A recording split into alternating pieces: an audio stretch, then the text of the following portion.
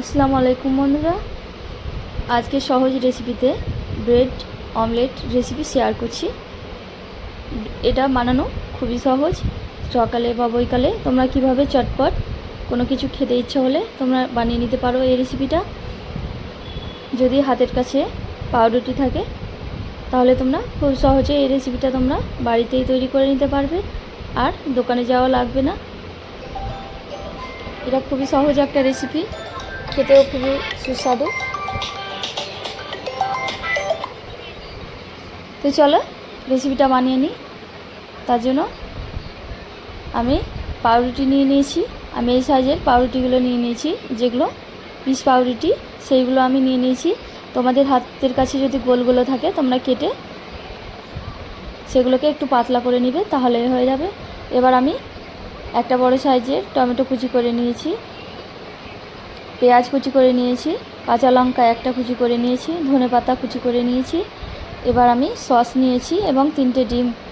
এগুলো সব আমার এই রেসিপিতে লাগবে, তার জন্য আমি এগুলোকে রেডি করে নিয়েছি। এবার আমি প্রথমে পাউরুটিগুলোকে কেটে নিব। তার জন্য এই মাঝের অংশটাকে আমি গ্লাসের সাহায্যে এভাবে কেটে নিব। আমি আরও একটা কেটে নিচ্ছি। এইভাবে গ্লাসটা বসালে একটু চাপ দিলে ব্রেডটা কেটে যাবে, এই যে। আর এভাবে একটু আঙুলটা এভাবে দিলে মাঝের অংশটা বেরিয়ে চলে আসবে। এভাবে আমি ব্রেডগুলোকে কেটে নেব। আমার চ্যানেলে যদি তোমরা প্রথম দেখে থাকো আজ, তাহলে তোমরা চ্যানেলটা আমার সাবস্ক্রাইব করে দিও, বেল আইকনটা ক্লিক করে দিও, এবং আমার রেসিপিটা ভালো লাগলে অবশ্যই লাইক এবং শেয়ার করে দিও। এভাবে আমি সবগুলো ব্রেডকে কেটে নিয়েছি। এবার মাঝের অংশটা আমি এই যে এভাবে বার করে নিয়েছি। এবার ভেতরের মিশ্রণটা রেডি করার জন্য আমি একটা বাটি নিয়ে নিয়েছি। এবার কুচি করে রাখা ধনেপাতা, কাঁচা লঙ্কা, টমেটো, পেঁয়াজ সবগুলো আমি বাটির মধ্যে দিয়ে দিলাম। এবার দেওয়ার পরে আমি ডিমগুলো ফেটিয়ে দিয়ে দেবো একটা একটা করে। এটা করার সময় তোমরা খুবই চিকন চিকন পাতলা পাতলা করে পেঁয়াজ এবং টমেটো সবগুলোকে একটু বেশি কুচি কুচি করে কেটে নেবে, তাহলে এটা করতে খুবই সুবিধা হবে। ডিমগুলোকে আমি একটা একটা করে ফেটিয়ে দিয়ে দিলাম।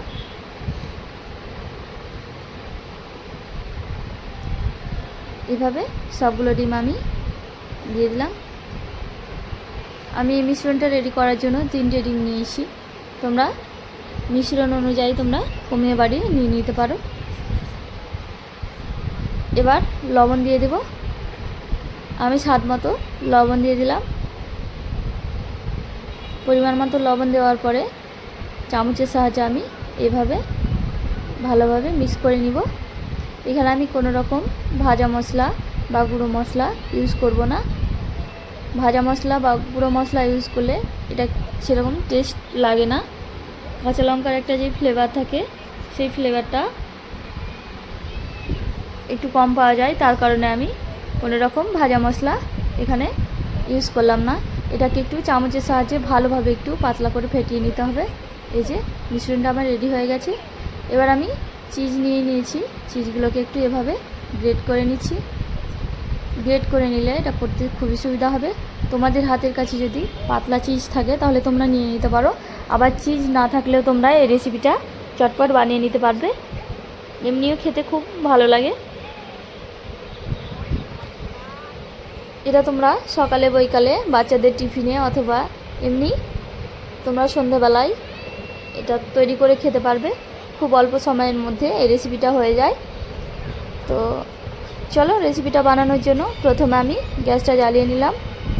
গ্যাসটা জ্বালানোর পরে তেল দিয়ে দিলাম। আমি রান্নার তেল দিয়ে দিলাম। তেলটাকে এবার ভালোভাবে গরম করে নিচ্ছি।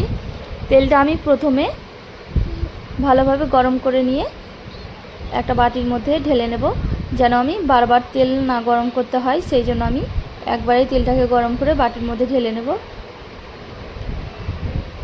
একটু একটু করে আমি তেলগুলোকে বারবার ইউজ করব, তার জন্য প্রথমে তেলটা আমি গরম করে নিলাম। প্রথমে তেলটা গরম করে নিলে এটা বারবার ইউজ করা যায় এবং বারবার গরম করা লাগে না।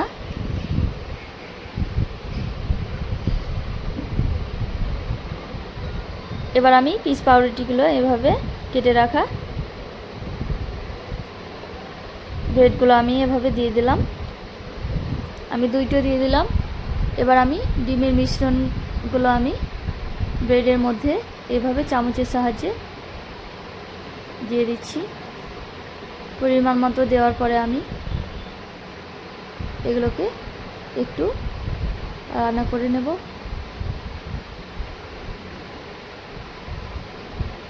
হালকা হালকা এটা ভাজা হয়ে গেছে জিনিসটা।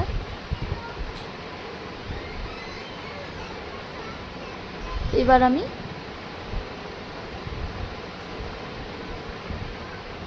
একটু সাইড থেকে তেল দিয়ে দেব।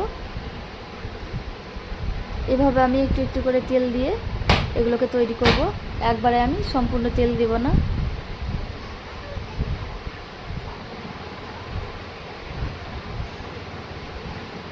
এবার যে পাউরুটির গোল কেটে রেখেছিলাম সেটা আমি ওপর থেকে এইভাবে বসিয়ে দিলাম। এবার এটাকে উল্টে দেব।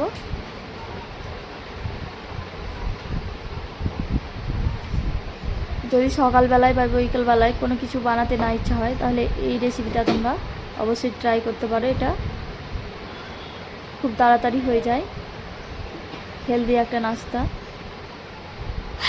এভাবে এপিট ওপিট করে একটু সেঁকে নিলাম। এপিট ওপিট করে সেঁকে নিলে এটা রেডি। ব্রেড অমলেট আমার একটা রেডি হয়ে গেল। এবার এটাকে আমি তুলে নেব একটা প্লেটে। আবারও আমি ফ্রাই প্যানে একটু তেল দিয়ে দেব। যে তেলটা আমি গরম করে রেখেছিলাম সেই তেলটাই আমি এই যে 1 চামচ করে আমি দিয়ে দিচ্ছি। যত তেলটা কম লাগে সেই চেষ্টা আমি করছি, কারণ এটা বেশি তেল দিয়ে বানালে ভালো লাগে না, তার জন্য অল্প তেলের মধ্যে আমি এটা করছি। এইভাবে হালকা হালকা করে তেল দিয়ে করছি। তোমাদের কাছে বাটার থাকলে তোমরা বাটার দিয়েও করতে পারো। আমি আবারও ডিমের মিশ্রণগুলো ব্রেডের মধ্যে এভাবে দিয়ে দিলাম।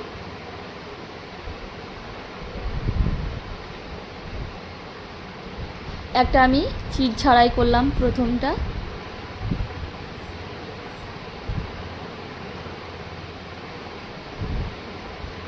এভাবে মিশ্রণটা দেওয়ার পরে একটু আমি ব্রেডগুলোকে সেঁকে নিচ্ছি যেন ডিমগুলো সেট হয়ে যায়। তার জন্য একটু তাপ দিলে এগুলো সেট হয়ে যায়, তার জন্য আমি একদম লো ফ্লেমে এটা করছি।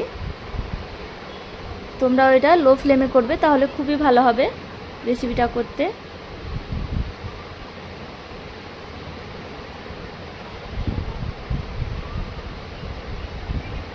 এবার আমি এই যে ডিমের মিশ্রণটা একটু সেট হয়ে গেছে, এবার আমি উপর থেকে চিজ দিয়ে দিলাম। আমি গ্রেট করে রাখা সেই চিজগুলো দিয়ে দিলাম যেন এটা অনেকটা মজা লাগে খেতে, তার জন্য। এবার আমি উল্টে দেব। উল্টে এগুলোকে ভালোভাবে একটু সেঁকে নেব।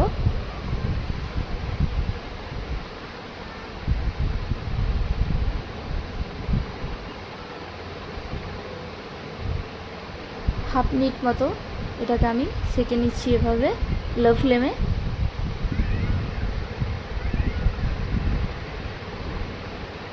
এবার আমি ঢাকনা দিয়ে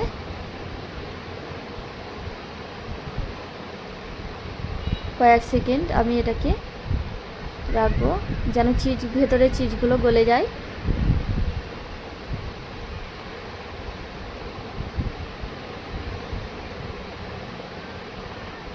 এবার আমি ঢাকনাটা তুলে এই যে ব্রেডটা উল্টে দেব। কি সুন্দর হয়েছে, এটা হয়ে গেছে। এবার আমি একটা একটা করে দুটো ব্রেডকেই তুলে নেব।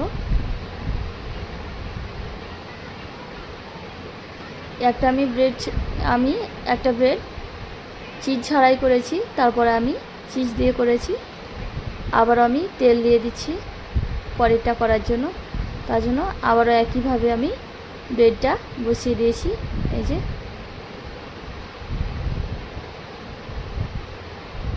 দুটো ব্রেড আবার আমি বসিয়ে দিলাম। এবার গুলে রাখা সেই ডিমের মিশ্রণটা আবারও আমি দিয়ে দেব।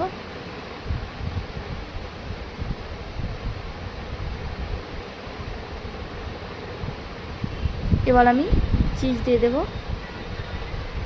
গ্রেট করে রাখা সেই চিজটা আমি আবারও দিয়ে দিচ্ছি।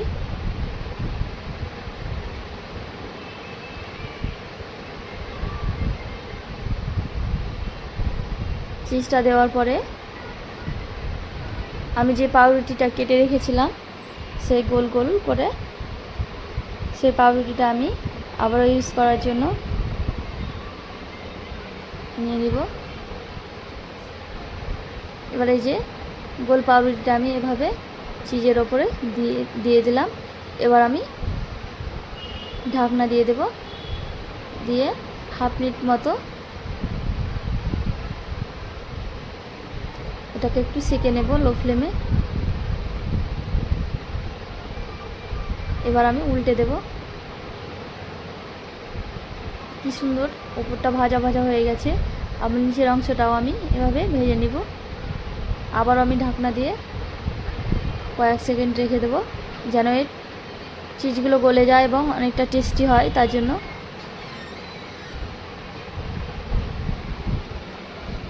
সকালে বৈকালে তোমরা চটজলদি যদি কিছু করতে চাও তাহলে আমার এই রেসিপিটা অবশ্যই তোমরা ট্রাই করতে পারো। এটা সব বাচ্চারাই খুবই পছন্দ করে এবং সবাই পছন্দ করে। এবার এগুলোকে আমি প্লেটের মধ্যে সার্ভ করে নেব। এই যে এই দুটোতে আমি চিজ একটু বেশি দিয়েছি। একটা কেটে দেখাচ্ছি কতটা ক্রিস্পি ওপরটা এবং ভিতরটা কতটা নরম, তোমরা না দেখলে বুঝতে পারবে না। এই যে কি সুন্দর হয়েছে, চিজগুলো ভেতরে গলে গেছে, ওপরটা ক্রিস্পি হয়ে আছে। এভাবে আমি সবগুলো রেডি করে নিয়েছি। আজকের মতো টাটা।